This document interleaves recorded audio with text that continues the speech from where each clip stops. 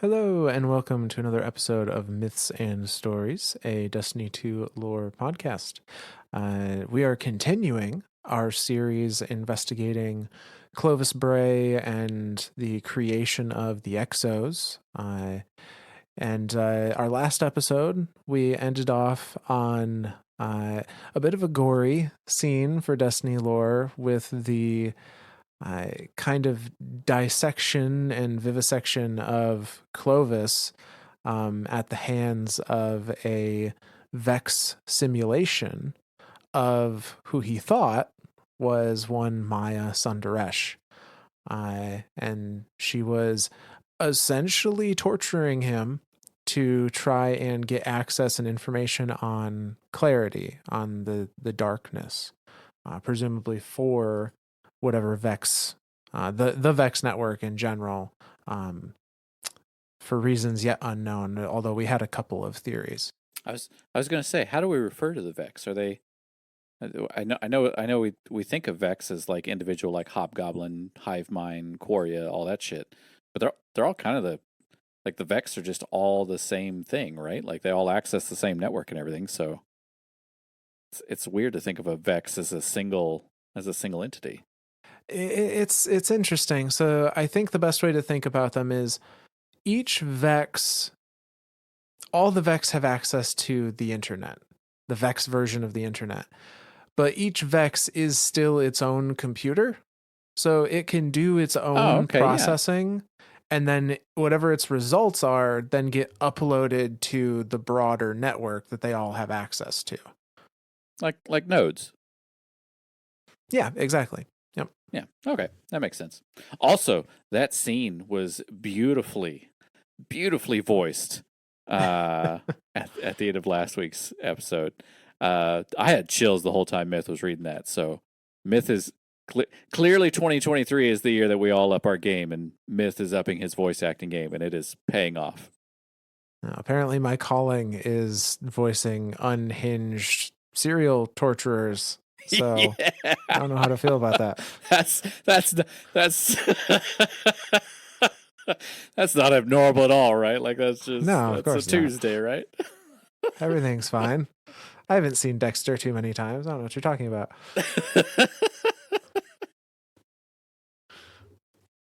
Right.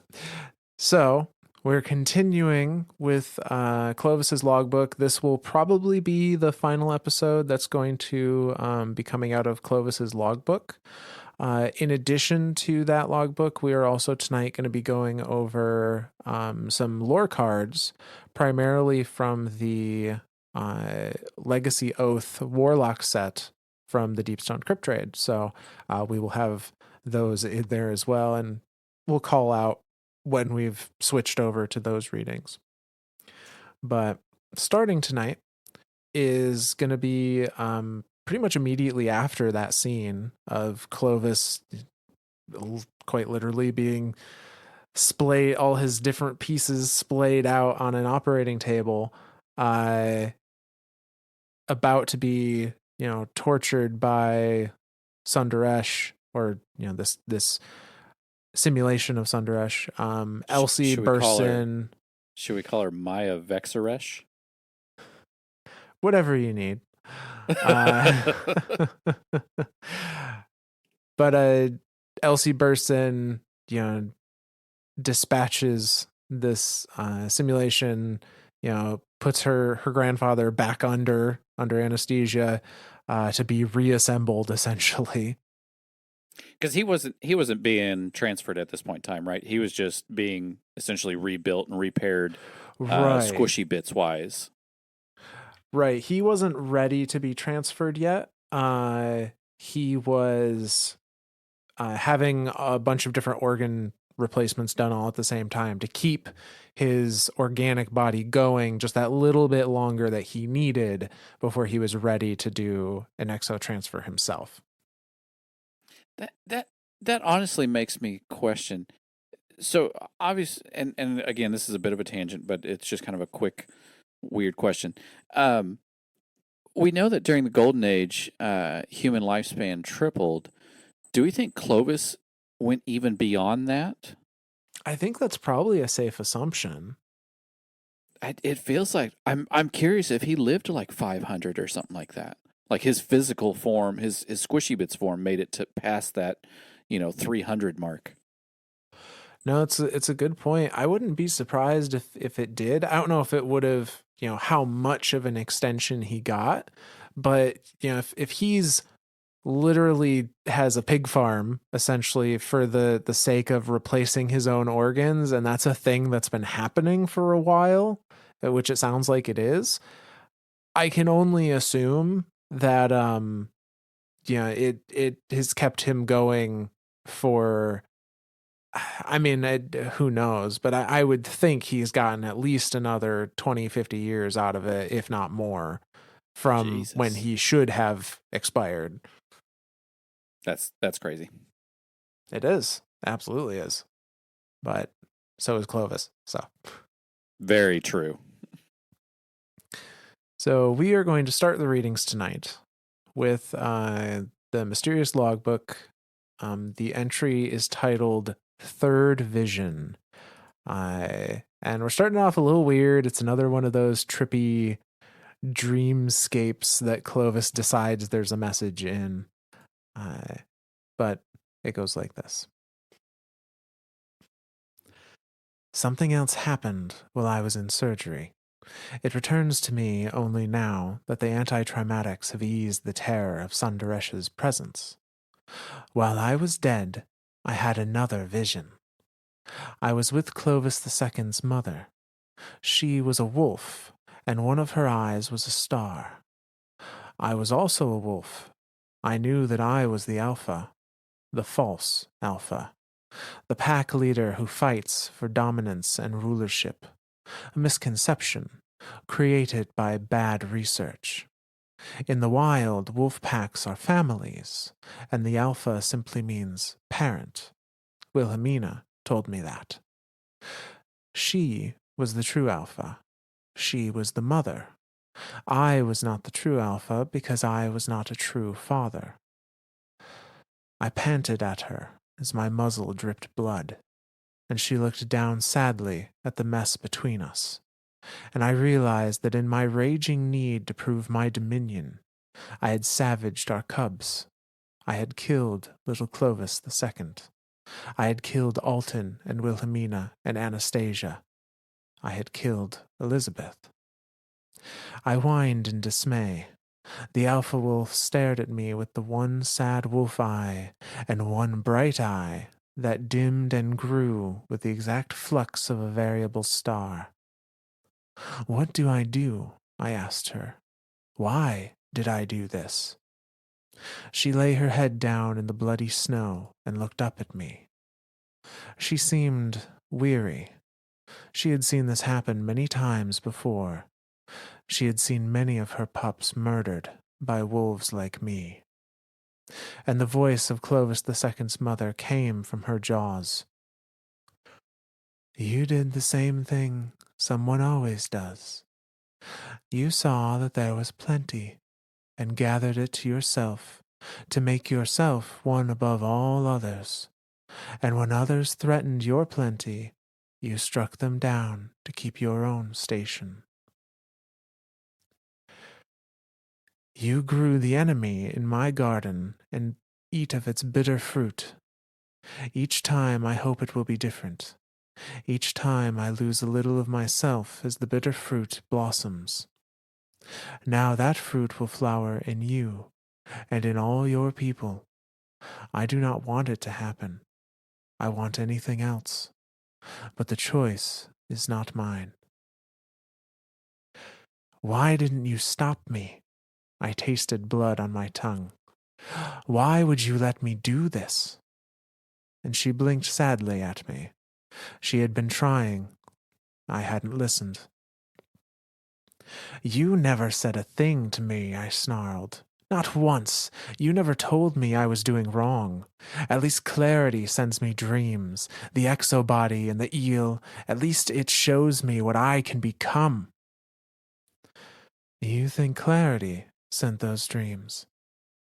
Why would it speak to you when you are dead and furthest from its influence? Liar! I howled. You never did a thing to help me. Not when my son died, not when my granddaughter fell ill. I had to do it all myself. You never even spoke. The best voice, she said with infinite grief and unending hope. Never let themselves be heard at all. This lesson is worth teaching again and again. The choice is never mine. It's always yours. That's the end of that entry. Clovis has got to learn that like all these dreams aren't necessarily secret messages. I feel like this No. whole dream is just him like passing the buck, right? Like he's unwilling to accept any type of blame for anything that goes wrong because he is clearly the reason why his son died. He's clearly the reason why that Oh, yeah. genetic defect also passed on to his grandkids. Like, but even throughout this entire dream, he's just, well, it's your fault. You didn't speak up. You didn't tell me to stop. You didn't like, I, I, really, Clovis? Are you, Yeah. are Like, you that blind? if we take the the animal kind of anamorphism out of it, this dream is essentially Clovis standing over the bodies of his child and grandchildren with a bloody knife in his hand, yelling at his wife, saying, "Why didn't you stop me from killing them?" Like, That's so messed up. come on. Yeah. What the hell? But, Clovis knows better, or so he Oh yeah, thinks. and Clarity sent him this dream and sent him this message to prove that he can be the Luca. How even saying that out loud, I feel how psychotic that sounds. Like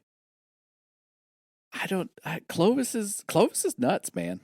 He is, and we're in this weird space with this dream because it's his dream. Like all of this, the argument being made by the mother wolf is technically an argument his subconscious has come up with against his own actions. And it's like his self-conscious is forcing him to acknowledge that he's a really terrible person that has done terrible things. How how how does your self psyche deal with that? Right. And in Clovis's case, it's denial. Utter denial Yeah, is how he deals with complete it. denial. Like it's your fault. I didn't do this. You should have stopped me. But deep down, he knows it was him, and that's why he's having this. That's psychopath. That's a psychopathic thought process there that's happening in the stream. Yeah. So that leads us into entry number 13 as the next entry in the logbook. And that one goes like this. The less time spent reflecting on the aftermath of my dissection, the better. My much confusion and dismay has festered among staff working with the exos. Endless reassurances are required. To ease transitions after memory wipes, I have applied the Avanti numbering scheme to the exo names. After each memory reset, we will increment their suffix by 1. If we zero index the original human body, then Mohammed 0 is the human, Mohammed 1 is the exo, Mohammed 2 is the same exo after 1 reset, and so forth. The integer is stored in hardware and should remain stable even in the cosmological time. If nothing else, they will always know which draft of themselves they are. Elizabeth's episodic memories of her past life are gone, but the scan we used to make her new exo-mind is still on file with all of its memory intact. I have encouraged her to participate in sensorum reconstructions of those memories, though I steer her away from non-constructive events. This is a chance to help Elizabeth become the person she could have been without life's cruel chaos. A sleeker, surer reincarnation. She insists on committing her own abandoned body to the deep, passing through the ice to fall into Europa's dark heart, a choice that I do not understand. I have not yet informed her of Clarity Control's existence. I cannot spare the time or energy to manage her emotions. Fortunately, she has forgotten about her ongoing attempts to intrude on that secret. What she has not forgotten is her plan to clean up the Vex invasion. In fact, it seems to have become one of her most basic needs. She is isolating cadres of the infected in smile pods under a cover story about enhanced remote relaxation. While their bodies slumber, she sends non destructive scans of their minds on vacation in simulated fantasy, at several hundred times the pace of our reality. I suspect that the Vex influence alters their dream worlds into something quite abject. As a note to myself, I should never investigate this suspicion. Elizabeth's goal is to observe the spread of the Vex infection in the simulated mind and then use this forecast as a basis for treatment of the physical mind, like accelerating a disease to its terminal stage to deduce the characteristics of the pathogen. She then deletes the Vex mutilated copies and conducts physiosurgery on the slumbering bodies. Or so I have deduced. She insists she has no time to explain her methods to me. Soon I will need to ask her about my own infection. But all in all, everything is looking up. And that's the end of that entry. I think a lot of this is kind of helping give a little bit more validity to the to our theories that we had of her seeing the future or something to that effect, and having her 180 into this. Okay, I'm ready to be an exo now, because the fact that she's wanting to combat Vex more and more and more, and she famously says she has no time to explain. Yeah. Yeah, I feel like I don't know. I feel like this has a lot more validity to that. No, I agree. I really do think we're kind of on the right track there. And just, yeah, having that single minded, even after your memory is wiped, to have that single minded drive of like, I need to fix the Vex, I need to get rid of them. Like, that has to have come from somewhere. And presumably she didn't have any dealings with the Vex prior to all this. Right. Because I mean, all of her research was the ion drives and all that stuff. So, thank you for reminding me about the memory wipe thing. We finally have the exact reason why exos are called what they are. Yep. This is the -0, -1, -2, -3, which kind of this was kind of like an offshoot, off topic thing. During Beyond Light, or I think it's actually post Beyond Light, there's a few missions that you can do that kind of have you exploring the exoscience areas, and one of them takes you to this room that essentially looks like a giant server, just miles and miles and miles of server stacks, which is presumably where memories are stored. And there's one I wish I could remember what triggered it, and I've only seen it play out once. But there's one scene, or there's one set of voice dialogue that you go there, and your ghost says, well, presumably Cade 7, or Cade's memory would be somewhere in here, and we could have a Cade 7, but Cade wouldn't want it that way. Rest in peace, Cade 6. Because, and again, some of our newer listeners may not know who Cade is, but he was previously the Hunter Vanguard, was killed by Uldren during the events of Forsaken, and he was an exo, and so he was Cade-6, which means he had been reset 5 times then? Right, because the Cade 1 was the original. Is the initial exo. Yep. Yep. So, and even he said there won't be a Cade 7 or anything like that, which again, that's neither here nor there. But it's that idea of like, even if we went and found his scan, that would be a scan of like presumably Cade 1, or could be Cade 6, but it wouldn't have any of the experiences or memories of anything of any of those in betweens, and so it wouldn't be the same person essentially. But It also, the memory wipe thing also makes me think, or not makes me think, it brings up another thing of the idea of being able to delete memories. Like now, Clovis doesn't specifically say in this entry that he's able to do so. He's just saying like he mentions, well, I'm trying to steer her away from like doing other things, and but he also mentions that her obsession with clarity control is completely gone, essentially, which almost makes me think that he deleted part of it or something like that. Like there's an inkling there that makes me think that he's doing some type of manipulation there, um, between Oh, resets, essentially. I think he absolutely has. I mean, he says that Elizabeth's episodic memories of her past life are gone.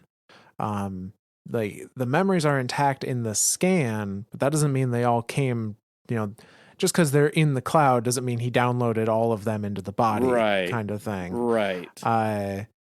And they had mentioned in previous episodes, we went over some lore that he talked about wiping the memory uh, prior to, or I guess like as the initial exo upload, having the memory wiped of anything beyond like the most necessary memories, proved as a method of staving off DER. Yep. So yeah, I think he's definitely doing some. I mean, clearly doing some memory manipulation here. Yeah, yeah, no, I think so. Which Clovis is all about control, so no pun intended, I guess. Uh, but Clarity control. it would make sense that he'd see an opportunity to, you know, in his words, guide his granddaughter down the correct path, really just like, controlling what Yeah. she knows or doesn't know. I like that. Guiding her down the right path. Okay. Psycho. So we're going to take a detour from the mysterious logbook here, because this is now a period of time where Elsie actually travels off world and leaves Europa for a little bit. She goes and meets with the various family members of the Bray family, who she does not have memory of anymore. The only thing she knows about them at this point is what her grandfather, what Clovis the First, has told her about them. And she is now trying to establish a connection with her family again and try to understand what her relationship is with them and kind of where they fit into her life. Uh, and so she goes and meets with each and every one of them. We see these meetings, one on each piece of the Legacy Oath armor, Warlock armor from Deepstone Crypt. The Hunter and Titan armor are different this time around. It is the Warlock only that has these particular entries. The others do have interesting entries, but not relevant to what we're talking about today. That's right, Hunters and Titans. You're irrelevant. I'm going to warn you right now. This very first one, I'm getting it out of the way first, which is the Legacy's Oath cowl, the helmet. Both Elsie and Sylvie, who she's talking to in this, her mother, have some phrases that they use that are in a different language. I don't know enough about my romantic languages to tell you which one in particular. I'm gonna assume Latin. I mean, I almost want to say it might be Spanish or, I'm honestly not sure. I'm not versed enough to know, from the very small snippets that they have here and there. But those are there. I'm apologizing in advance because they're going to be butchered. you will butcher them, and it is okay. yeah, not knowing what language they are, I don't even know what to attempt as far as like accent or intonation. So you get what you get. But so we're gonna start with the Legacy's Oath cowl. Um, this is Elsie meeting with her mother Sylvie for the first time after assuming her exo body. Uh, and the flavor text on this, before we get into the lore card, tells us that Clovis Bray the First, not particularly fond of his daughter-in-law, because the flavor text is Clovis saying, "Sylvie is a stain on this family, turning my son against me every chance she gets. His death is on her hands too." Clovis Bray the First. So, yeah, not More not a more whole buck lot of love passing there. there. Yeah. So, without further ado, the lore card for it goes like this. Your mother screams in horror. No! Elsie, say it's not you. Say it's not. Say he hasn't locked you up in that walking lazaret to die. Mom, Mom, please. You say, but she won't believe it. You don't know what to say because you only remember her as a warm feeling. She sobs, and you smell the ketones and aromatic acids in her tears. The salty opioids glisten on her skin. You want to hide your face, to hood yourself. Every time she looks at you, she screams and cries harder. Finally, you give up and resign to settling into the little guest bed. The house is full of reminders of your father, who died in a body just like yours. Sylvie really loved him, your sister told you, and Clovis II really loved her, even after he was unfaithful. Sleep finally comes, but is still discomforting. You dream of murder and hot blood and a mannequin body made of knives. You remember forcing your way through a tower of prison cells, slashing through prisoner after prisoner in order to get to the top, and you awake screaming yourself, practically falling out of bed. But Mom is there to catch you. Hush, hush now. It's all right. It's just a dream. And you cling to her, and it's your turn to sob. Nothing comes out of your eyes as you try to explain the dream. Everyone I knew was in those cells, you gasp. You and Dad and Willa and Anna and Halton. Oh, my sweet, your mother whispers. Of course you dreamt about killing us. Your grandfather made you this way, and he kills everything he touches. That's the end of that card. Holy shit! Wow, these are some crazy. Is this dream that she's having part of that exo dream with the tower and everything? I think it is. I think this is Elsie's first interaction with the tower dream. Okay, that's what I figured. I also had like a random thought while you were reading it. How much does an exo body weigh? That's a good point. Because she says she like set up a guest bed for that bed's got to be made of fucking steel. Like we're talking like I mean the exo frame's got to be hefty. Like it's like a car. Maybe not. If we think about it, like if they were meant to try and make the body feel as human in form and function as possible, Oh, they got to get that like weight down. Yeah. maybe they really aimed for a realistic, weight for that particular body's size. Clearly, the bones aren't made of tungsten. Right. We don't know what kind of crazy space age alloys they've got in the golden age. Like maybe they have some super lightweight, super strong thing. Some carbon fiber, silicon, steel thing. Yeah, That'd be you never awesome. know. Like woven steel and carbon and silicon and oh, that'd be awesome. I don't know why. Just the thought of like this exo body laying in just like a normal human bed, like, oh my god, now the bed frame is disintegrated. There's nothing left of it. Sucks to suck. Sorry, mom, I broke the bed. Yeah. But I do think it's and Clovis would have known. And maybe due, the flavor text, his dislike of Sylvie made him suggest Elsie go visit her because he had to have known the kind of reaction she would have.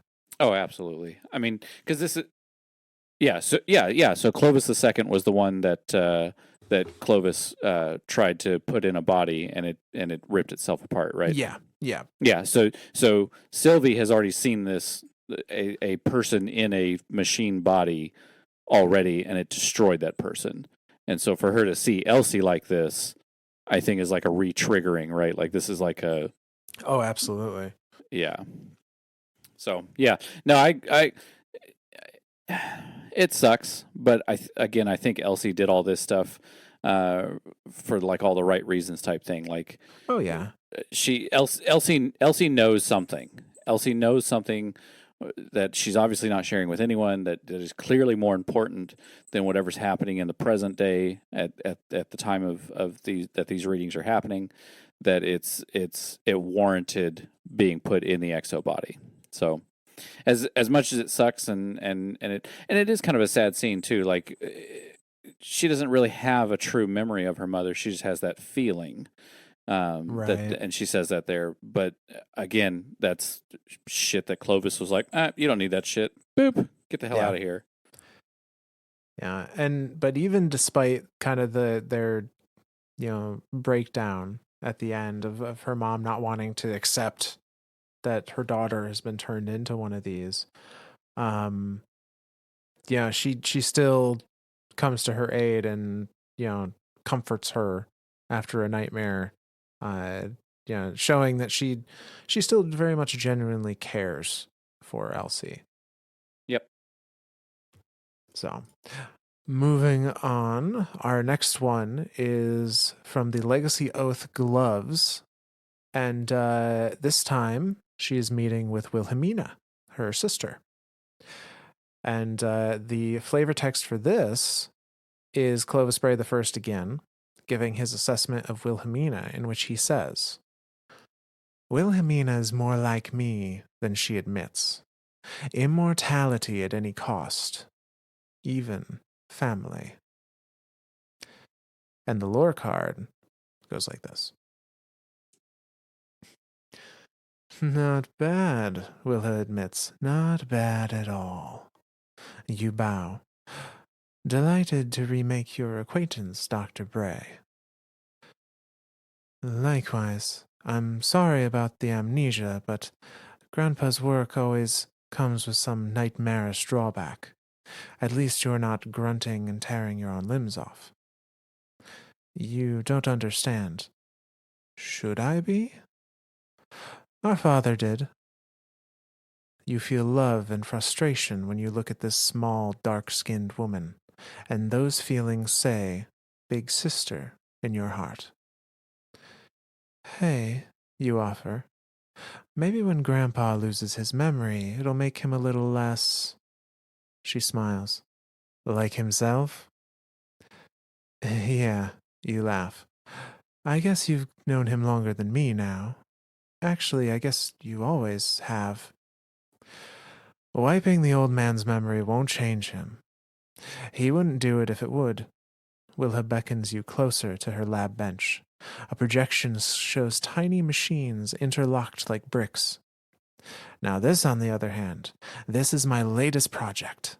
This is Siva, a general-purpose viral nanite to render all prior cytomachines obsolete. You flinch. The tiny things make you think of the Vex. Easy. Willa pats your arm awkwardly, and you realize she's afraid of you. If you'd waited a few years, you could have used Siva to repair your brain, even let it transform your whole body. That's my plan. I think immortality in my own way. I could be anything I want. Ew. You say, "Sounds like being made out of bugs." She grimaces. "You realize that if Grandpa never dies, we'll never run Braytech. We had plans, Elsie. Our plans, not his." And that's the end of that card. I, it it impresses me to think how similar Siva and the Vex are. I just it just kind of like blows my mind, right? Like the Vex. Granted, well, no, because the Vex absolutely do rewrite stuff. I mean, when you adjust it, you start turning into a Vex because it's literally they're so similar, and the fact that even Wilhelmina talks about I'll be immortal someday. I'm going to have this thing rebuild my body or brain or whatever. I can come back as whatever I want. I could be a unicorn if I felt like it. Sweet, that'll work. Like it's interesting me here to see the similarities there, but it also kind of like it upsets me at the same time to know again another entry where Elsie has no memory of this person standing in front of her, only what Mm-hmm. she's been told, and it's it's like dementia, but I don't know. I don't know, man. It just sucks. It just straight Yeah. sucks. Because like even Will is like we had plans. We had and Elsie has no memory of any of that. So it's yeah, kind of a bummer on this one as well. Yeah, and I mean, they're all going to be Elsie Right. rediscovering these people that were once her family, that she once knew her whole life, and now she's having to meet again for the first time in a lot of ways. Um, but yeah, in regards to Siva, there's definitely some comparisons to draw between Siva and the Vex. I think the biggest distinction, though, the biggest difference, is that the Vex are they assign their own goals, their own objectives to themselves based on their own internal logic, whereas Siva very much operates on a directive it's been given. And we'll see that when we talk about it in its own little mini series. Right. Which of course we're going to cover as part of our bigger Bray series. But yeah, it doesn't. I keep forgetting that the Vex very much are just like self programs for self existence, whereas like Siva is fully programmable. And it just operates on. I mean, it's. I'm curious if Siva could Siva be made like self aware, like self. What would you call that? Self sustaining, self existing. Yeah, I don't know. Cuz every instance of it, it's always had someone that's kind of like had admin access over it, Right. that's given it its directive. Now it's gone crazy with those sometimes, but it's always received the initial order from somewhere. Yeah. Yeah. Don't know. Siva is I don't know, maybe just as dangerous as the Vex. Maybe. Certainly in the I wrong always think hands. of all of these things like the replicators from Stargate. Like Yeah. those things were fucking freaky. And yeah, that was that's anytime I think of Siva or the Vex, that's what instantly comes to mind now is the replicators and how bad they were, how just genuinely terrifying that type of technology is. Yeah. No, it scary stuff. There's a reason sci-fi uses that kind of theme as much as it does, because it freaks you out. Wow. So we are going to continue with our lore cards. Now going to the Legacy Oath robes. And this time we are meeting Alton Bray through the eyes of Elsie. And the flavor text on this has Clovis saying, "Useless that boy is. Nothing I altered in Alton's genetics paid off. Oh well. That's why I have 3 other grandchildren." So he has a pretty low opinion of Alton. Oh yeah. Well, that's why he was staved off to like the admin work. Yeah. And I love that you called them robes, not a dress. I am using the proper name of the item in the game. It makes that I don't know why it always makes me think of the Emperor's New Groove. Yeah, that's a robe, and that's a harp robe. Yeah, that whole thing. Yeah.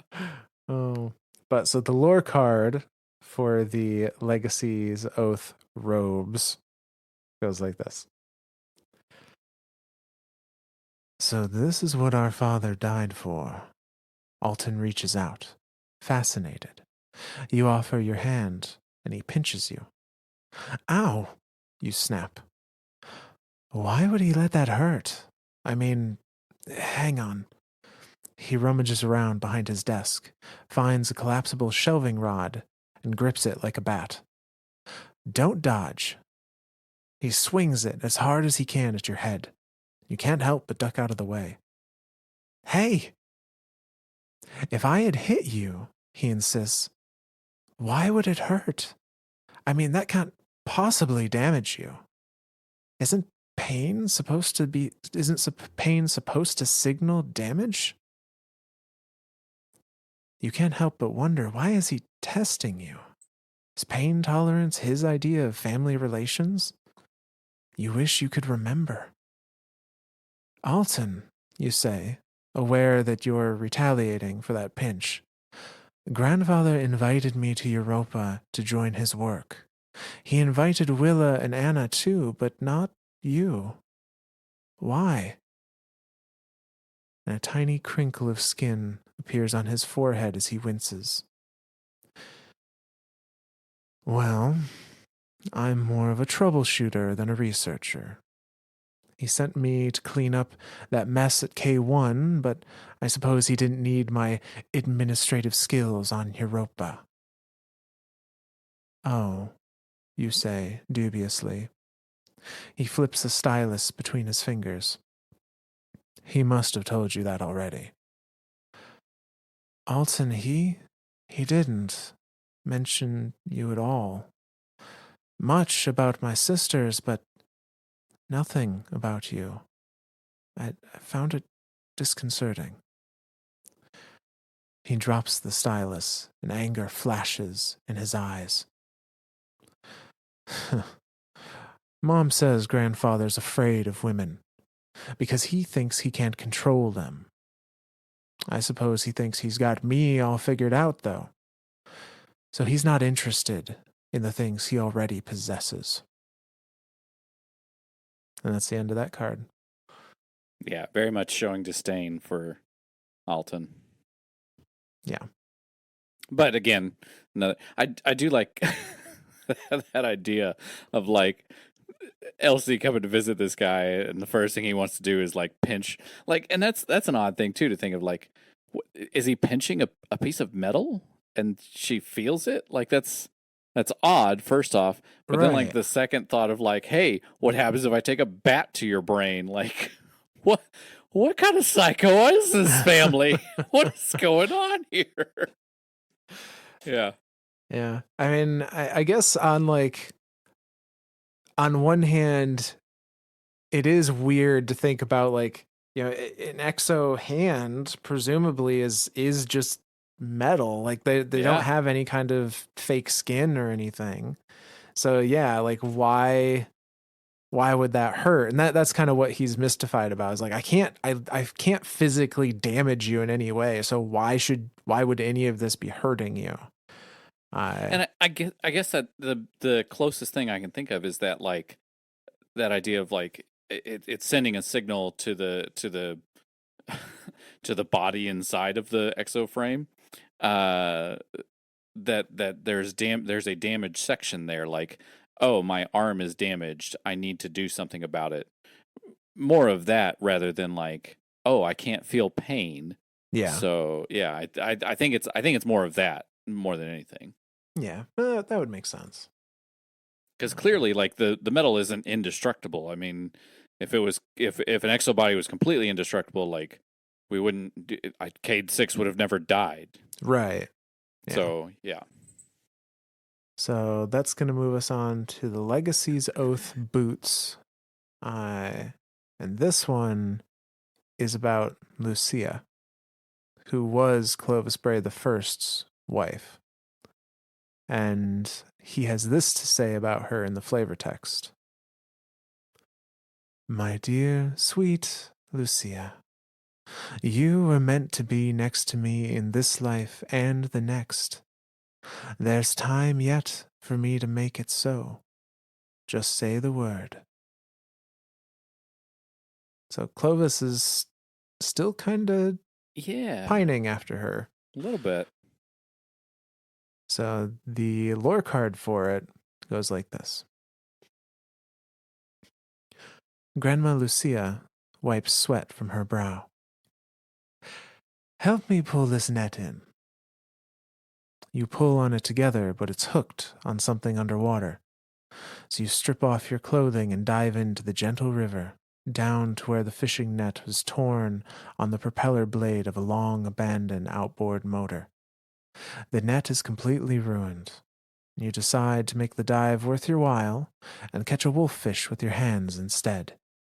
When you come ashore, you can feel everyone staring at you. A few children point while a group of men whistle and shout. Lucia yells back at them in Saranan, or maybe Nijuka. You're embarrassed to admit you don't know which. Perverts, she complains. Don't they have any shame? I think it's because I'm a robot, Grandma, you say. Or maybe because wolffish normally attack people, but you're suffocating one in your grasp currently. You're not a robot. You're not even a total replacement prosthetic. You are a body, and a body is the same thing as a person, and a person deserves respect. Basic transhuman hemonymics. She winks at your surprise. Did Clovis try to convince you I was stupid? Your paternal grandmother was a dizzying beauty in the old family pictures, and still is. But her power clearly lies in her savvy intellect. She was hard to find using her old name, Lucia Lynn, and no common compassion registry to speak of. You look at her with renewed admiration. Why did you come here to live? You ask, wrapping yourself in a towel and sitting beside her as she cleans the wolffish. The flesh is white and flaky and smells like heaven. Your stomach rumbles, a perfect illusion. It's simple. Suriname is a great nature preserve, and I wanted to be preserved. Besides, she shrugs, it's home. Preserved from what? From your grandfather's love. She shows you the fish's teeth. Always remember that he's lied to you. Your father was Clovis's test run for you. But what are you a test run for, Elsie? Curing Clovis of death? Whatever it is, he's he's too afraid to use it himself. And that means you should be afraid too. And that's the end of that one. I do like that. I mean, it kind of makes sense. Like, Clovis wouldn't marry an idiot, or, a, for lack of a better term, he wouldn't marry someone ugly. Like, Clovis looks for perfection in all things, and so it doesn't surprise me in the least bit that his ex-wife would be a very beautiful woman, a very intelligent woman. Um, yeah, that I don't know why it just she. I feel like I would get along better with her than I would with Clovis. Yeah, I would say so.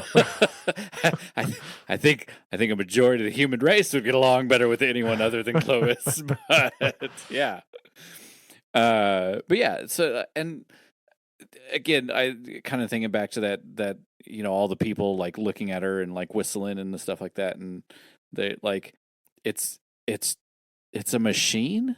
So like to think of a machine naked, it's I don't know. It's kind of an odd thought, and even Elsie thinks as such too. She's like, I think it's because I'm a robot, and then her mother's response, or her grandmother's response of, it doesn't matter if you're metal, prosthetic, whatever.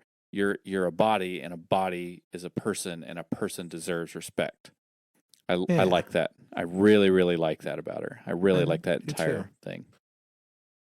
No, and it is a weird thought to be like, to apply kind of our ideas of, modesty and nudity to a machine, but it's a machine that's made to look and, you know be an illusion of a human in a lot of ways.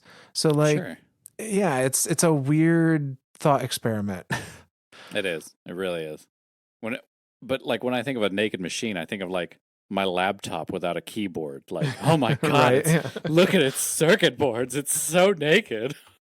Like that's, I don't know why that's the image that came to mind, is like a motherboard sitting with a fish in its hand, and everyone's like, "Oh my!"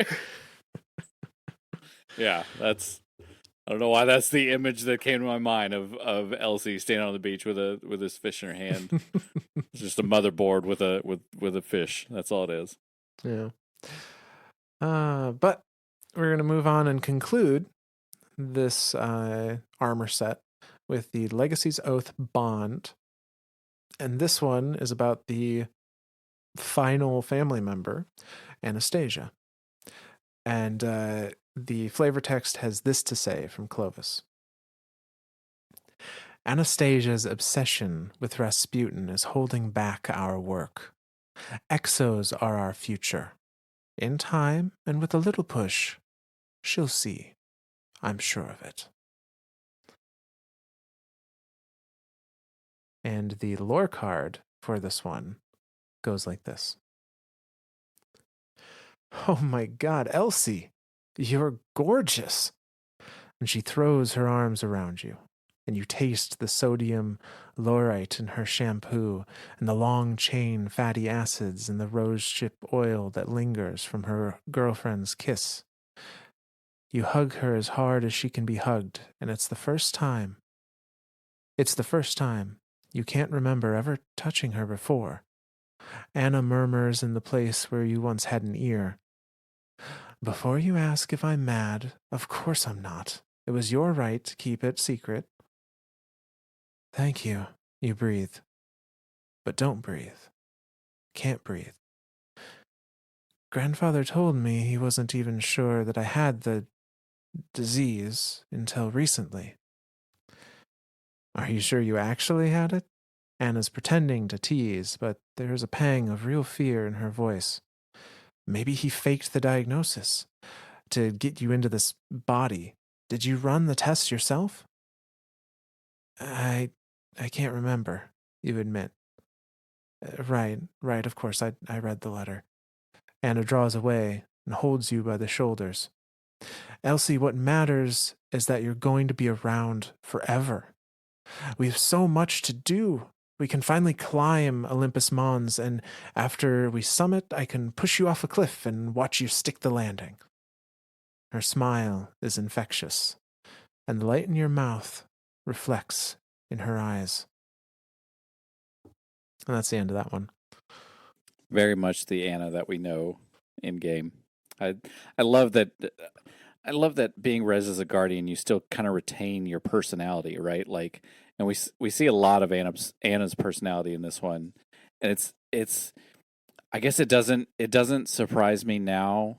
Thinking about this interaction and thinking about the interactions that the two of them have in game now. It they're they've always been this close. It feels they've always been um, very very for lack of any other term, family. You know what I mean? Like they've really been really close as far as family members are concerned. Uh, and also to Anna's point, um, she straight up says you're gorgeous. Like custom made exo body will do that for a person, you know. Yeah. Yeah. Uh, But I do but love that throughout all these entries, there's always that like heightened sense of whatever. So it's like with one, it was she could taste the tears. So this one, she could make out the individual strands of flavors in the shampoo, and the other one where her stomach grumbled, but it didn't. Here right. she breathed, but she didn't. She couldn't. Like it. There's all those reminders throughout every single one of these entries that she is, for all intents and purposes, a robot, and it's but those all those little things are still there. All those things to keep from billboarding, to keep from DER, are useful things. But it doesn't stop her from thinking about them. Of thinking, well, shoot, I can't breathe. I don't have lungs. I can't.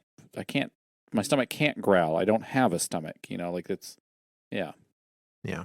So while Elsie has been off world, reintroducing herself to her family and, uh, building new bonds, I suppose. Um, Things haven't been going as well from Clovis's point of view. So we're going to return back to the mysterious logbook, uh, where Clovis has this to say: Cataclysm. And everything was going so well. Elizabeth traveled off world, visiting Mars to reestablish her relationship with her sisters and her friends. A wonderful opportunity to examine her telemetry in a natural social setting. The exobody is perfect. She is comfortable, confident, and ingenious. There's no sign of DER or associated upload pathologies. All my assessments indicate a marked cognitive improvement over the human baseline, ranging from vastly expanded working memory to an intuitive and correct grasp of probabilities. I was ready to make the leap myself. How long I've nursed this tired, old body. I'm ready to be young again. And then I made a mistake. I asked her about the dreams, the tower, and the dead. You know? She had demanded. Then I'm not the only one. That means you knew about the dreams before you imaged and uploaded me. Do all exos have these? Of course, I told her. Exos have a subconscious. Exos dream of the same things people do. Memories, trauma. Isn't there always trauma in creation? She did not see it that way. So the manufacturing process creates an unknown cognitive artifact that you can't solve. And you didn't think to warn me? What else have you kept from us? And before I could stop her, she was burning back to Europa on one of her Eon ships, accelerating so brutally that not even a podded human could have survived. She has even jammed her own data link so I cannot read her telemetry anymore. Wilhelmina and Anastasia must have influenced her against me. How? It makes no sense. I gave her immortality. I saved her from certain and agonizing death. What have her sisters ever done for her but coddle her and enable her worst habits? But clearly, she is not rational.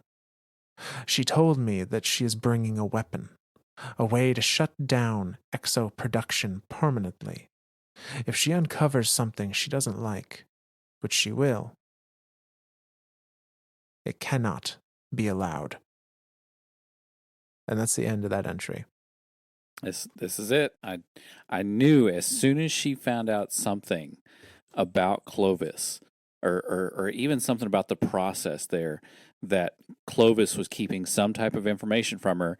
That's the trigger. That's the switch that turns Elsie back into the Clovis hating, like, this guy's up to no good daughter that, or granddaughter that she is. Like this, I and I don't know why for for Clovis to kind of like just let it slip, like Yeah. I again shows that he he is imperfect, but obviously that doesn't like absolve him of anything. Like he's Right. still Yeah. just as crazy as and psychotic, even without having let this information slip.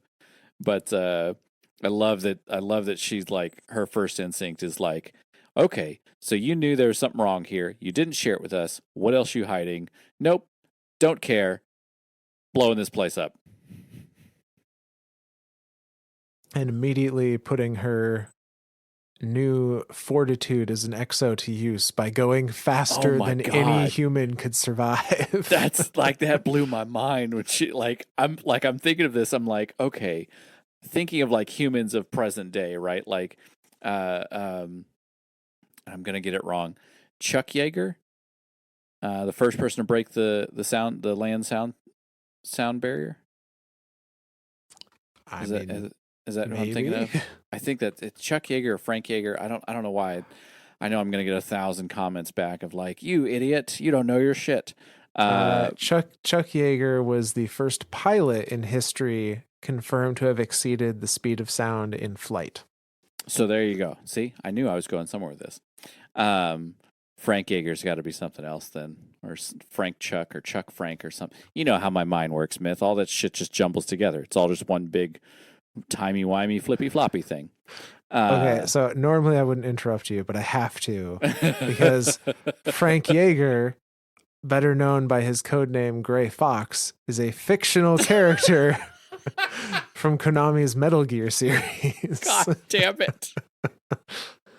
Why did I not? You see what I did here? You see what's wrong with my brain, Myth? This is what I go through every day. Perfectly understandable mistake. I totally get it. Thank you, Myth. I appreciate that. God Mm, damn it. So Chuck Yeager, breaker of the sound barrier, clearly his body survived that. And I mean, human bodies have survived other things. We've gone to the freaking moon, and Lord knows how many G's that puts a body through. So yeah, whatever speed she's traveling at is insanely fast. But you got a robot body. Doesn't matter. yep. There's no, you know, there's no circulation to be restricted by G Right? forces. Right? There's nothing to hold back here. Needless to say, Elsie is now at a fast burn back to the European base to do what she deems needs to be done. And as she's doing this, she is penned a message to her grandfather to try to appeal to him in whatever shred of humanity he has left. And we see that letter recorded in the logbook as well. And that letter goes like this.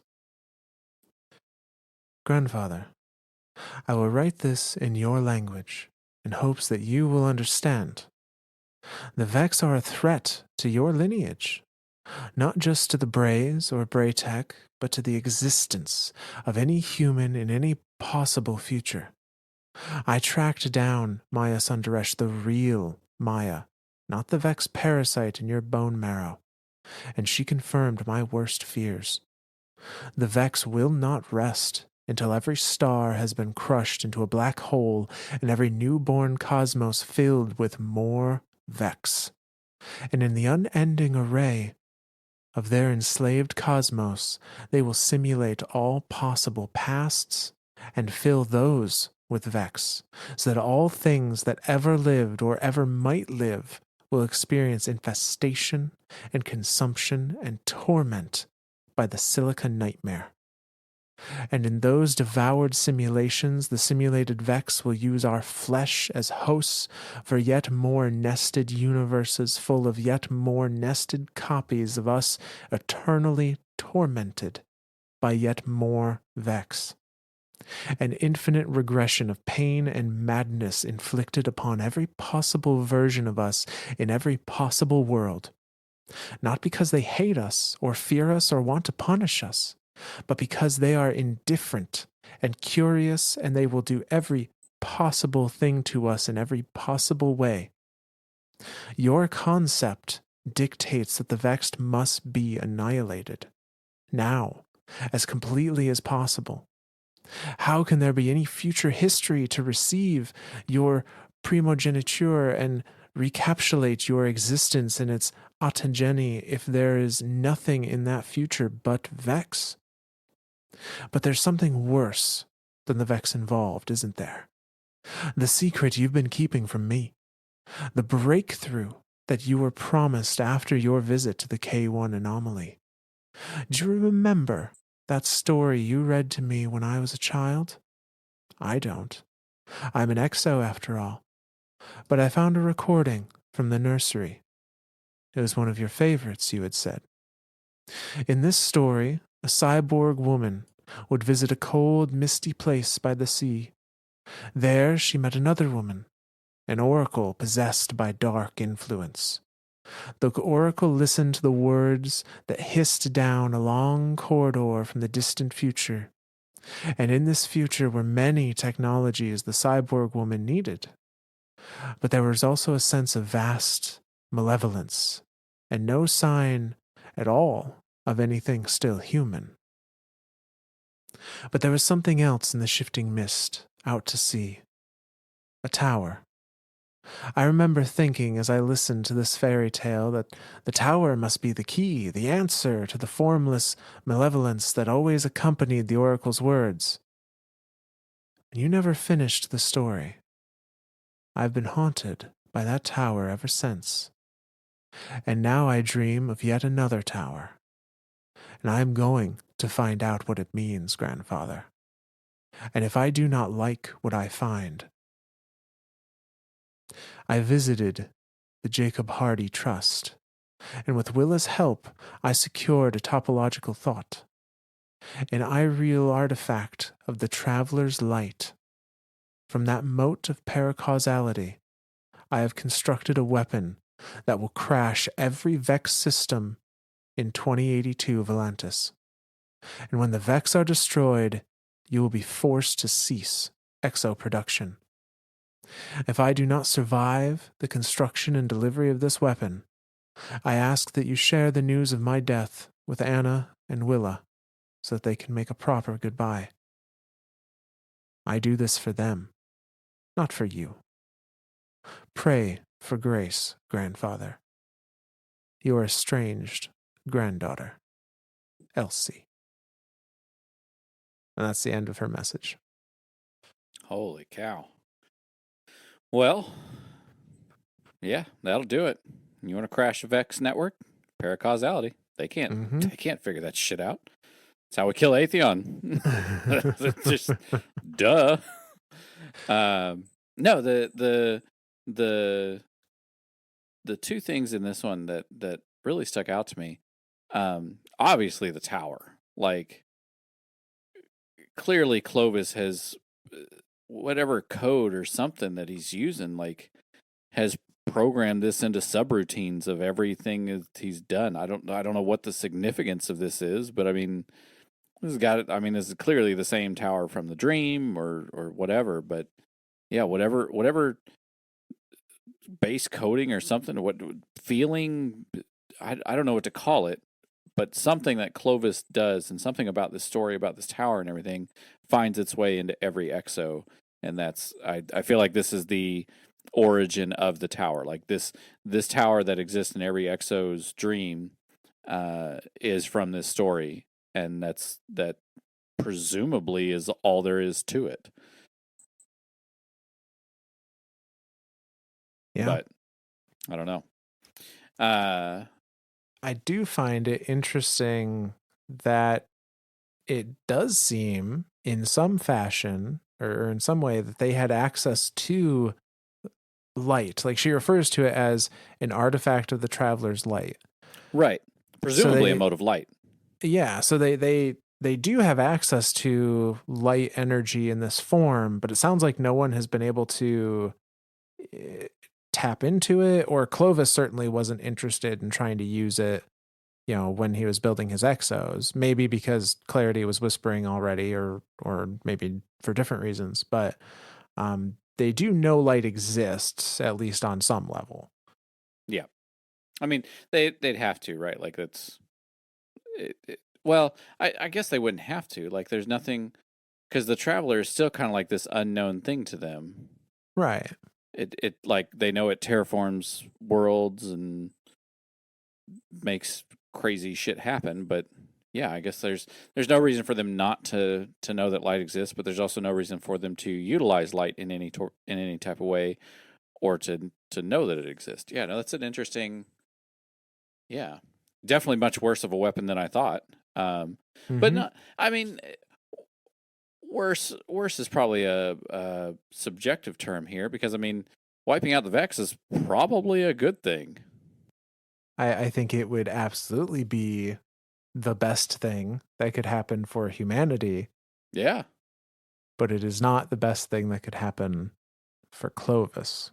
Yeah. And his projects. Craziness. There was a second thing that I thought of too, and I've already forgotten it because, my squirrel brain, squirrels. Oh, that's what it was, the Maya Sundaresh thing.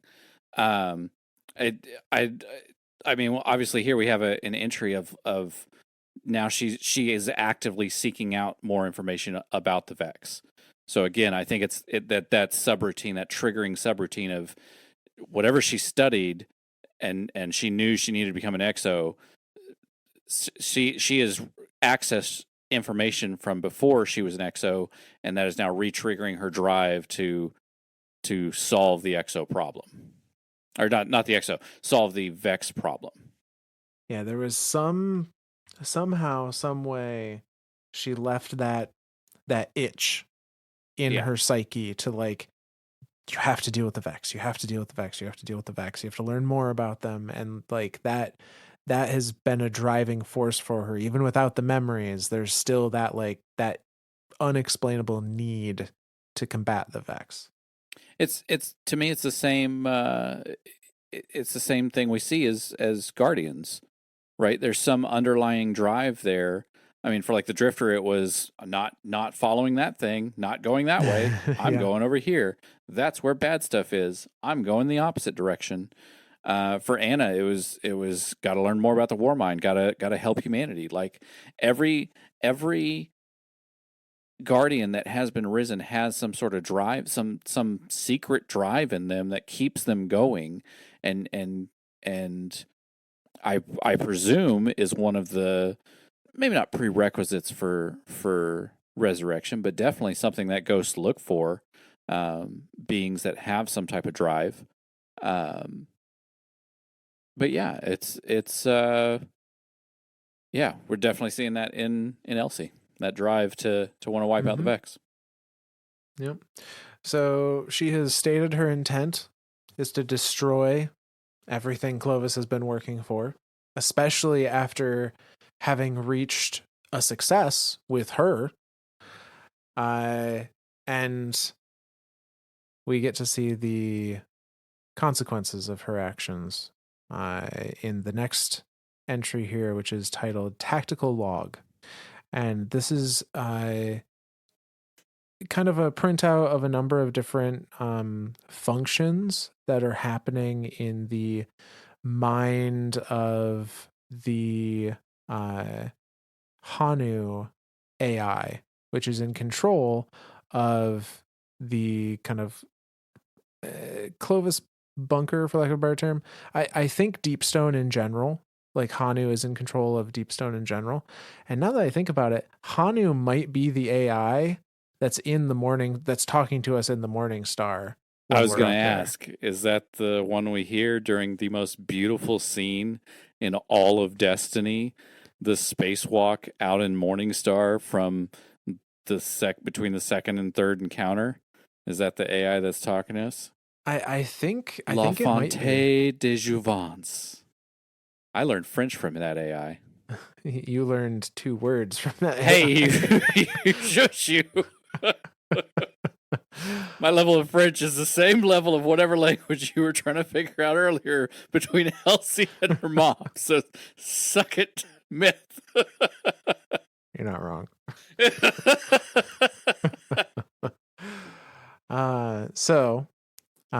This log reads like this. Administrator transmit threat alert. European surface. Single attacker. Site sabotage. Alerting orbital Bray station. Error. Orbital Bray station compromised by polymorphic core reprogramming. Major breach of security underway. Commencing surface tactical awareness sweep. Threat registered. Alerting human command. Mr. Bray, this is Hanu. Employee Bray Elsie is on non-scheduled EVA. Employee Bray Elsie intent assessment. Armed. Symbolistic weapon. Coherent boson weapon. Tactical might ecom. Neotic shrieker. Armed. Strategic weapon. Apex antimatter demolition device. Armed. Strategic weapon. T-genic. Effect unknown. Possibly T-genic noetic weapon. Armed. Personnel combat architecture. Custom. Employee Bray Elsie intends sabotage at Site Deepstone. Employee Bray Elsie intends transit unauthorized at Site Gate 2082 Valentis. Employee Bray Elsie intends noetic attack on 2082 Valentis. Employee Bray Elsie is in violation of Clovis Bray, Clovis Root, Imperatives, Deepstone. Requesting full lethal intervention authority. Intervention non-lethal. Error. No non-lethal intervention available. Error. No persuasive intervention available. Hold 30. Holding 30 seconds. Local real time. Voice transmit. Elizabeth, I know you're listening. This is genocide. Do you understand? Destroying the gate and the resources beyond means the end of human immortality. It means the loss of uncountable trillions of human years of life. Elizabeth, this process saved you. It could have saved your father. For his sake, for the sake of your sisters, don't do this. Don't make me stop you. Elizabeth, this is your last chance. You've always been my favorite. Elizabeth, please. Options. Intervene lethal. Recommend Maser strike from Hanu awareness arrays. Warning. Damage to organic target subsystems highly probable. Survival odds are 4 sigma. Recommend immediate medical intervention. Prognosticate. Deepstone. Attacker Bray Elsie. Total destruction of Site Deepstone by antimatter device. Non-recoverable. Intervene. Lethal. Authorization required for lethal action against employee Bray Elsie.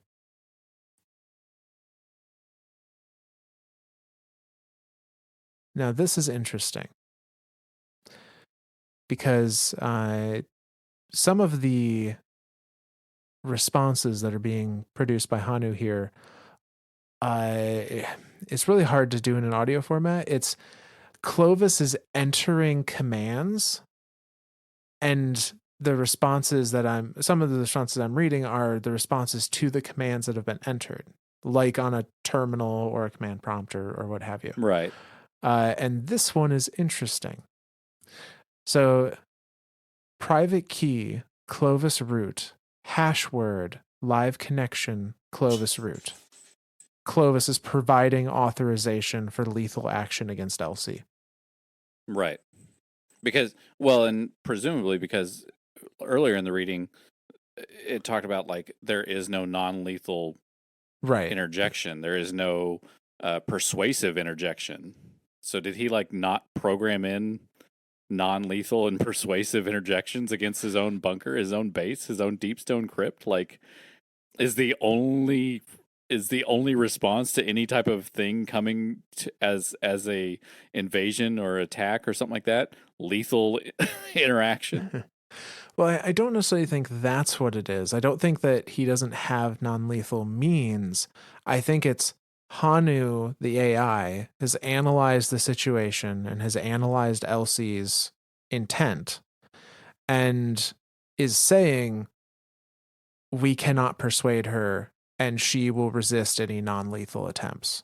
Like she's going through with this Yeah. no matter what. Like there's nothing in an AI mind that an AI mind can think of that can go, okay, maybe we could try this. Elsie's on a full destruction warpath right now. Yeah. Hanu is saying there is 0% chance of Elsie being able to be prevented from destroying the site with means that aren't lethal.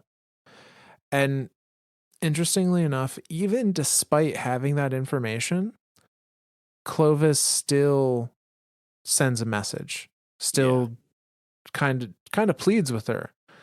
And Hanu says, our best option is just orbital strike. And blow it up. Clovis finally, it says authorization is required. Clovis puts in his private key to authorize it. And Hanu comes back saying, error, connectome hash incorrect. Either you are not Clovis root, or your brain state is in an anomalous configuration. Resend. And Clovis Interesting. enters it again. Private key Clovis root, hash word live connection Clovis root, corrector dismay, lethal intervention authorized, intervening, Mazar discharge complete, target destroyed, secondary antimatter detonation detected, closing employee file Bray Elsie, conditions incompatible with life. And that's where this log ends. So he killed her. He orbital struck her from from Morningstar, presumably. I wish I could remember the log entries. Do you remember the 5 log entries that are from Elsie in DSC in the raid? I wonder if you could find transcripts of those. I'm sure you could, because like throughout those entries, like these are the entries that she's talking. Like I think she's recording them, where she's like she's gonna blow it all up. She's gonna end it all. She's like, and like the last one I remember, like she's crying. She's in tears. Like she is so sad. Yeah, well, I mean, from her perspective, to be newly awoken with no memory or very vague feelings about people, to have spent time with those people, to have met and formed new bonds with some of those people and have found some great conspiracy, around your grandfather who you've been shifty about anyway, and everyone else is too. But it's still like, she doesn't have all the memories of all the dark history. Like, Right. she might, I mean, she sent him a message kind of trying to plead to his humanity or even his sense of his own legacy. Like I think there's still a piece of her that is more innocent than the original Elsie was at this point, kind of sure. hoping that it won't all crumble. Yeah. But regardless, any one way or another, our original timelines Elsie dies right here. Yeah. So the Elsie that we as players and current day Guardians interact with is 100% from another time, floating came here somehow through whatever means that she had. But yeah, is not our original timelines Elsie. Right. Yeah, God, that's super fucky. That's it just is. I don't care what anyone Time said. Like travel's weird. fucky. It's time is a flat circle. The two sayings that I always think of time travel: time is a flat circle, and wibbly wobbly timey wimey thing. Yeah, it's probably the closest Both of which description I we're ever gonna get. both of which I think are Doctor Who's. I know the second one is, but the first one might be a Doctor Who quote. I don't remember. I wouldn't be surprised.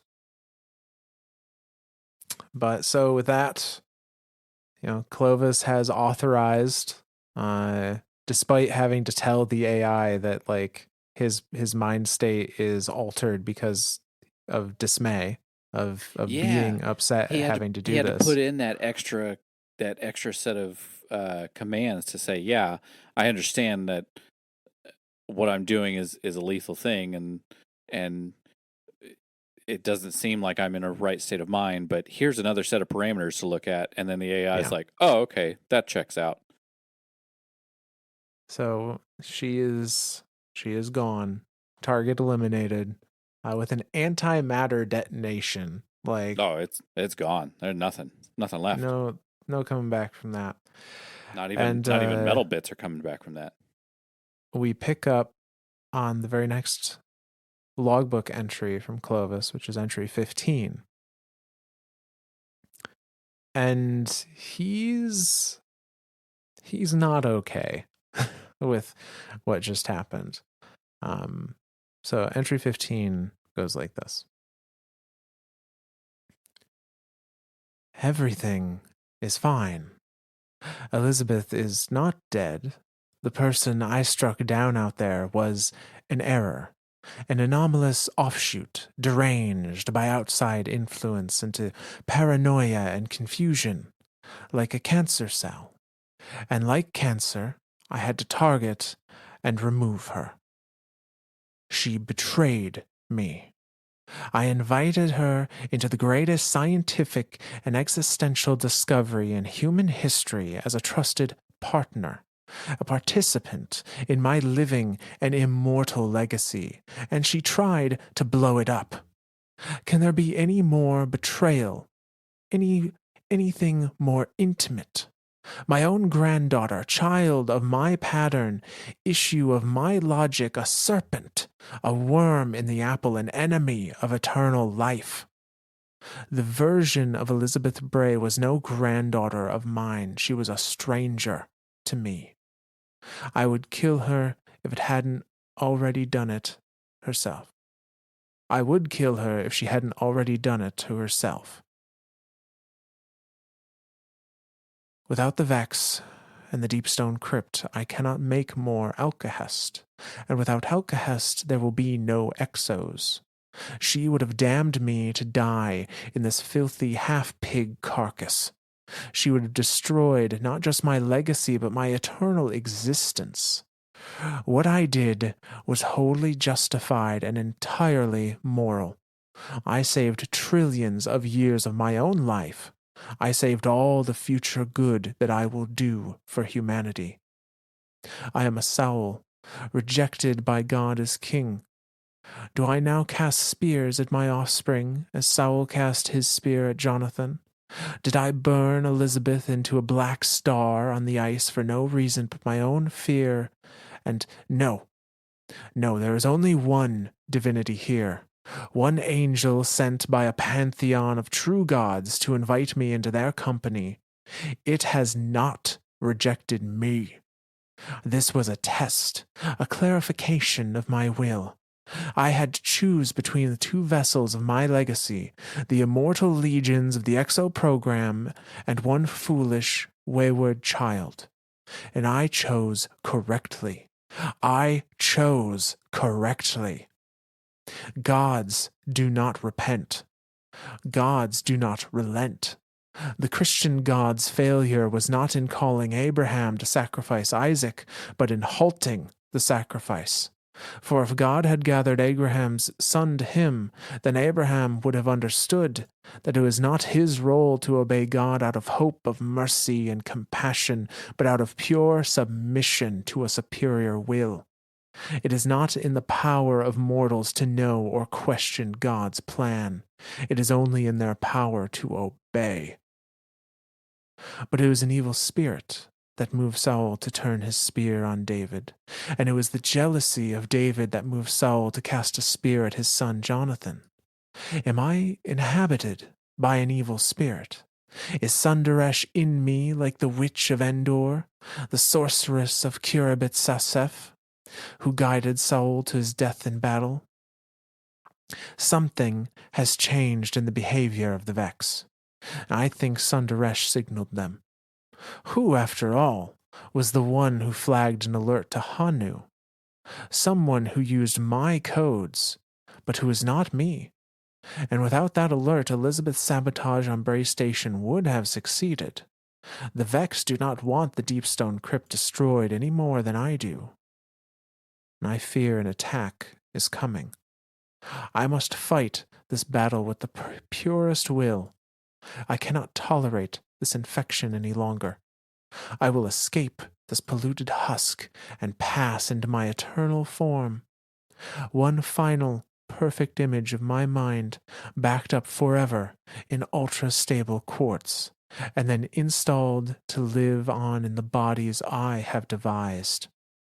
One copy of that scan will go to the Deepstone Crypt to watch forever over the fountain of the Alcahest, and another to my assistant to be my chariot into eternity.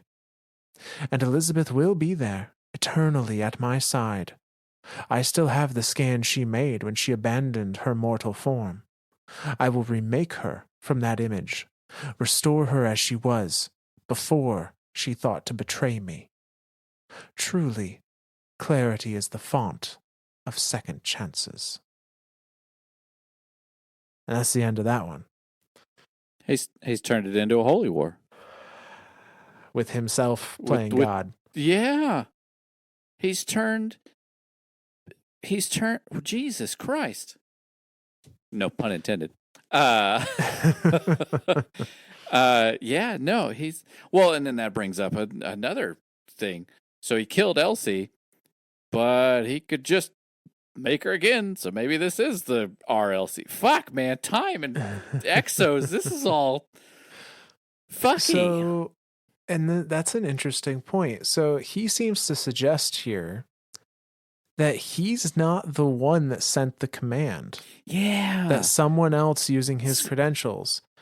To warn Hanu, right? Like to send the command to warn Hanu, or to send the command to destroy. Which one is he saying that didn't send the command? Because he talks about how he chose correctly. So obviously he made the choice to end her, but the choice to alert Hanu to then alert him didn't come from him, obviously.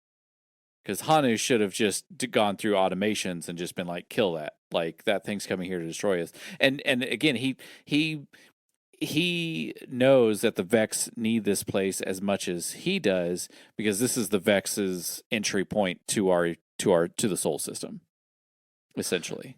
Yeah, and I think you're correct there. I do believe he pulled the trigger, essentially, but something else using his credentials alerted Hanu to the fact that there was an invader, and then Hanu told the real Clovis, and he made the decision.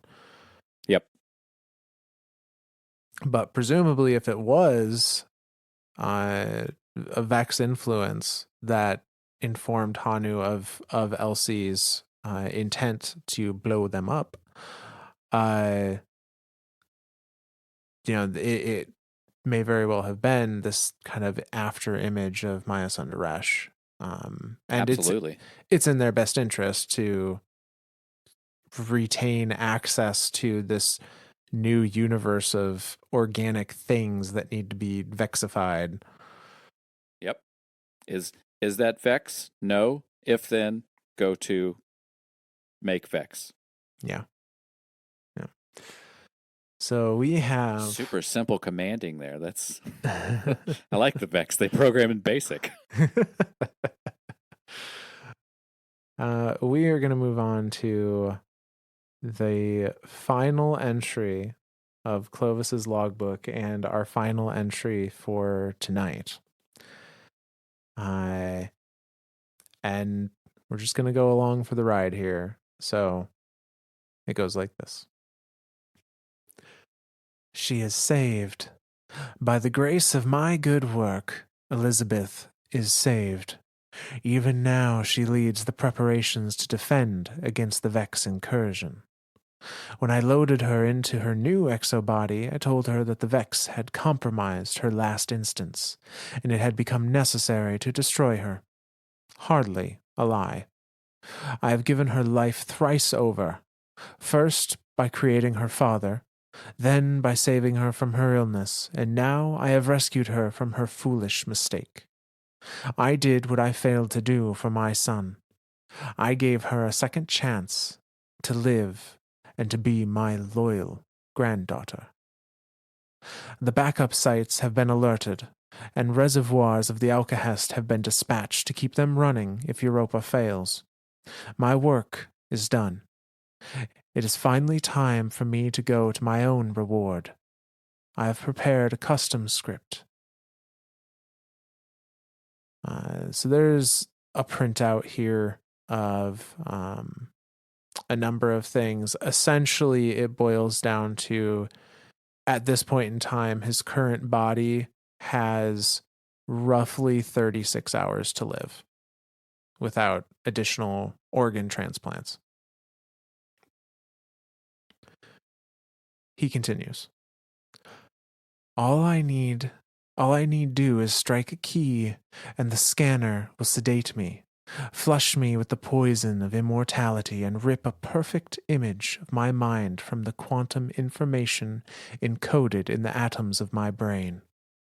Whether such a high-resolution scan is necessary, it is doubtful that any element of the mind is truly quantum, is beside the point. I insist upon the very best. The vials of imaging binder smell like sweet metal. This vindicates my work. This proves I was right to continue.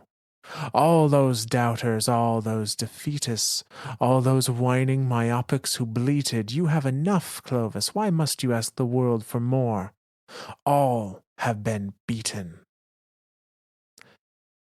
And now we have a second, still with the same pen, but a different handwriting written almost as a response to Clovis underneath this that says, "Was it Clovis II's mother who asked you that? When she demanded to know why you were tinkering with your fetal son? Why would you risk all his potential for the chance at a little more? And now I will have more. I have thousands of exobodies here and thousands of connectomes in my library. I will raise an army. I will meet this invasion of vermin and turn it back. Then I will strip their sterile grave star for parts and put an end to all mortality. You will die here on Europa, Clovis, again and again, until you have forgotten even your name. I will forget nothing. One copy of my mind will go to an exo, yes, but a second copy will be installed in the deep stone site. He will guide me to my destiny. The gods of might and knowledge will welcome me to their table. I will be the Luca, the beginning and the source of the way, the foundation of the long road ahead.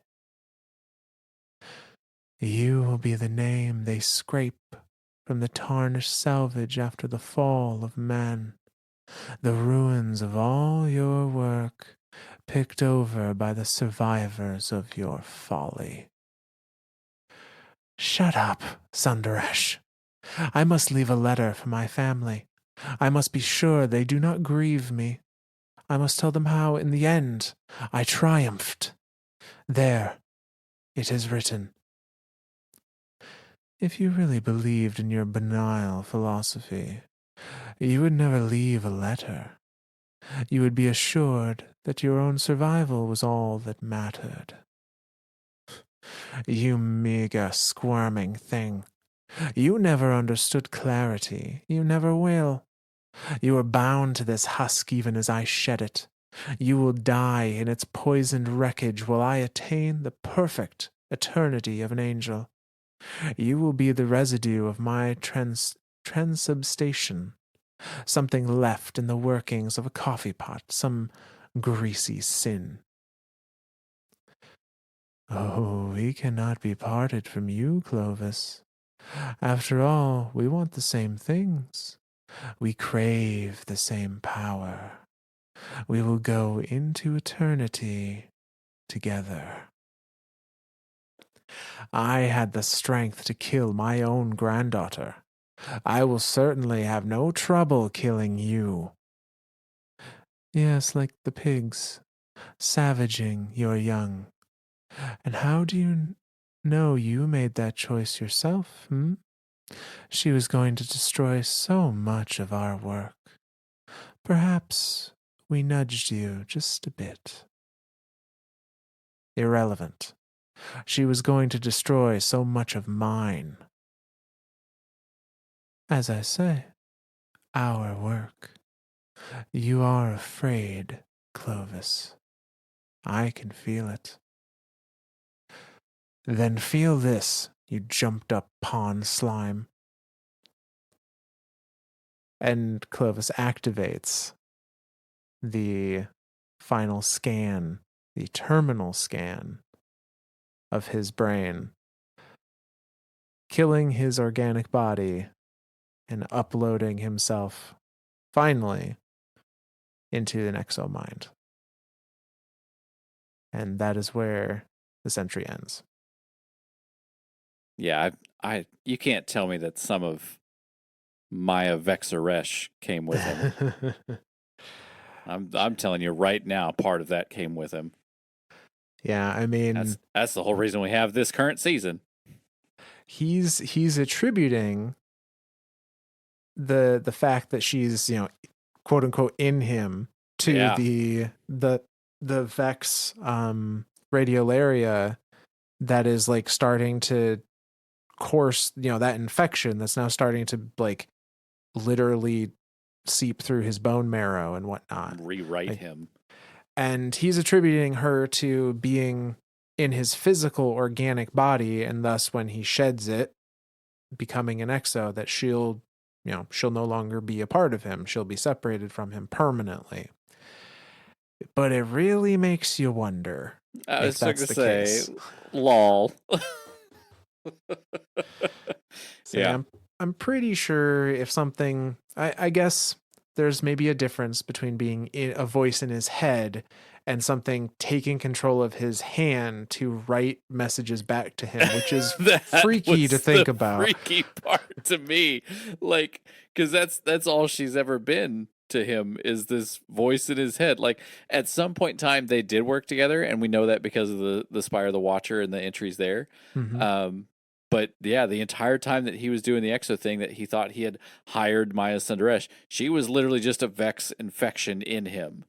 So yeah, it clearly it has more control than he thinks it does. Mm-hmm. And I don't doubt that part of it went with him. I don't either. And even at the end, she was saying, did you really choose to end Elsie? Did you really do that on your own? Or maybe we gave you a little push. Yeah. So, but that is where we are going to end for we made it through episode. His journal. We did make it through his journal. And I know there's still a little bit more to this story, which obviously we're going to cover next week. But yeah, this journal was when I first sat down and read the journal. Holy shit! Like, it really, really opens your eyes to the insanity that is Clovis Bray, and like it starts off as like this, like, okay, yeah, you want to do good by humanity, and then like the more you dive into it, the more you get to know this person, the more you realize like, and even by the end where it's a holy war now with him as God, like it's insanity. It is true insanity, um, and psychopathic insanity. Like it's God, it's bull. All right. Well, yeah. I guess shout outs. Yeah, so we do have some shout outs tonight. Uh, we have 3 of them that are all coming to us from our Twitter page this time around. So thank you to those that went out of their way to leave a comment there. That still use the flaming pile of poo that Twitter is right now. Yeah, until something better comes along. That's or where until we're at. Twitter dies, or until Twitter disintegrates. Oh man! But so the first of those comes to us from a user named Terrible Art, who says, "While at work, I listened to today's upload on Spotify. I couldn't help but realize that Clovis refuses to name his experiment subjects, but chooses to name the pigs that he harvests his organs from and then Right? eats. How fucked up is that? It says a lot about his character. That's fucked up as shit. He won't Uh, name the people that he is killing, but the pigs get names and he yeah. eats them. Like, how fucking insane is this guy? Yeah, it's not a good look. And I did respond to this one already, but it was a really interesting detail, and I'm glad that you pointed it out. And I as I said in my response, I think maybe he sees the pigs as almost a piece of himself, because Yeah. they're holding his organs kind of Yep. thing. Yep. And I like that idea. You know, of course they're more important than, the random thing that he's getting data from. Yep. Yeah. So, well, thank you, Terrible Art. Was it Terrible Art, right? Terrible Art was their username. The I art can't be appreciate that bad. It's got to be at least decent, right? I'm going to say thank you, decent art. How about that? But so our next one is coming to us from someone that has a very memorable name, and as such, I remember we did a shout out way back when for, and that is Mr. or Miss Hootie McBooty. Hootie McBooty, let's go! Who says, loved the Awoken series you guys put on. Glad you decided to run it back. Keep up the hard work. I also had a quick question. I've wondered about for a while. When a warlock's rift ends, it sounds so funny and weird, like someone taking a bite of food. Why? Oh, God. So I can't say that has ever crossed my mind when I've heard the sound effect for a warlock. I'm going to have rift. to listen to that now. I don't know that I've ever listened to it end. I've always been, you've always been like mid combat. Like I'm a Trinity Ghoul junkie. So like I'm constantly just listening for the arc effect to activate on Trinity Ghoul. And then like I have Arc Souls constantly up. So I'm constantly hearing beep, beep, beep, beep, beep, beep. That's 90% of my sound bites, but I'm gonna have to do that. I'm gonna have to listen to the sound of a rift. It sounds like somebody. Say it again. It sounds like somebody eating. They say that it sounds like someone is taking a bite of food. That's so weird. I mean, we know that they get their sound bites from like random things, like and they showed that off during the pre Witch Queen stuff. The Wervrin. The shot that the Wervin makes is a nail gun. Mm-hmm. So yeah, I mean, maybe it is the sound of somebody taking a bite of something. I don't know. it is pretty incredible how sound design in video games works and like where they get some of their samples from that eventually turn into the effects we hear. I linked this in Twitter in response to Hootie, but there is a really good, older now but relevant Bungie Vidoc that was called "The Sounds of Destiny," and it's goes through and really does a cool deep dive into how they do some of that stuff. And for example, Vex footsteps is the sound of a like metal stamping machine in a metal mill. Oh, that's so perfect. Right? Like that was kind of Like cool. So you think about it now, and like that's the perfect thing to make the perfect sound of a Vex. Like, yeah, I like it. yeah. So you never know. Maybe one of the sound engineers happened to be going by another person's office and heard him take a bite of a sandwich and stopped and went, "That's it. Ran up and was That's like, what "Do it we again. need." Do Yeah. it directly into the microphone this time." And the guy's just like, "Steve, I'm trying to eat my sandwich." But yes, Hootie Big Booty, I believe was one of the ones that had mentioned, again, one of our shout outs from long ago, about us talking and referencing an earlier Awoken series, and that is what triggered us to do the full Awoken series properly, because we had done like a kind of like a rough and tumble 3-part episode of it back in the PSN recording days, and now that we've kind of come up in the world, we figured we'd do it justice and do a good Yeah. 11-part series, 22 hours of Awoken history for you.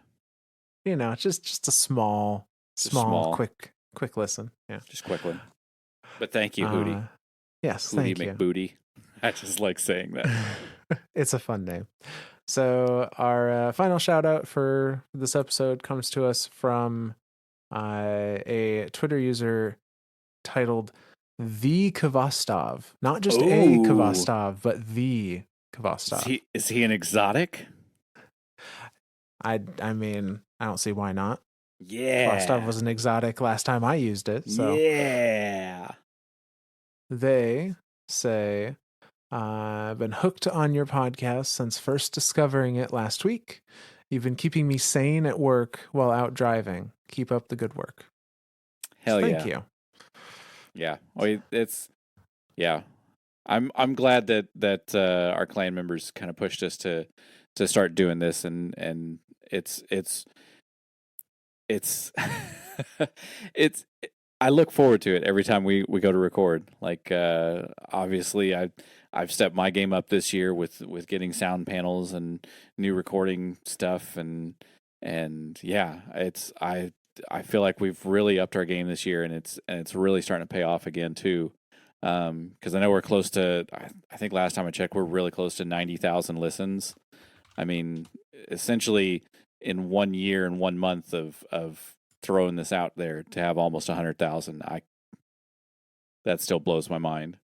But yeah, you are not the first, and you definitely won't be the last person to. Now, I'm hoping that you're not stopping work, because if you're driving while you're working, hopefully you're still driving and listening to us. But yeah, we've had many shout outs where they've said, "Yeah, I just quit doing my work and I just listened to you guys for 2 hours." And that's super humbling and super awesome, that people would rather listen to the two of us over doing work. And whatever gets you through that 9 to 5, I get it. Believe me. Yep. But yes, thank you, the exotic Kvostov. All right. Well, any more shout outs?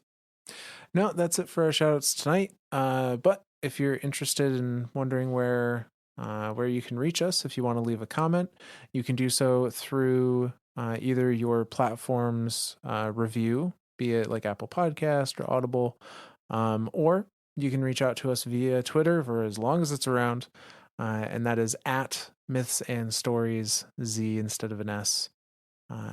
And you may hear yourself on one of these episodes. Yeah. Well, I guess I got my last thank you of the night. We didn't have any Georges or Bobs this time. I don't Do I just thank my squirrel mind for being as squirrely as it is? Yeah, I think I'll do that. Yeah. Yeah. Thanks, squirrel mind, for what was it again? Let's just do the outro. Okay. All right. Well, anything else, Smith? No, that's it. Alrighty. Well, then from all of us lore daddies to all of you guardians out there, we'll see you next week.